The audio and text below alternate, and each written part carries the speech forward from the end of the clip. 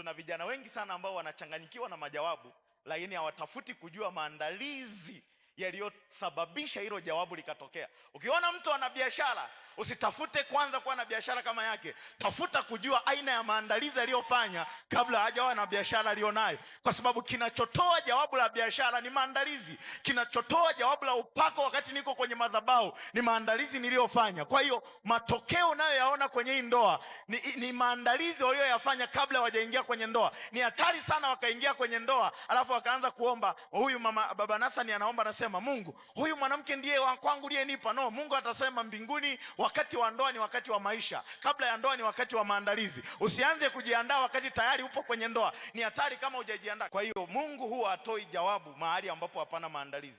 Jambo lolote ambalo unataka kuona jawabu kutoka kwa Mungu, lazima ujifunze kutenga muda wa kutosha wa kimaandalizi. Maandalio ya moyo ni ya mwanadamu, bali jawabu la ulimi hutoka kwa Bwana.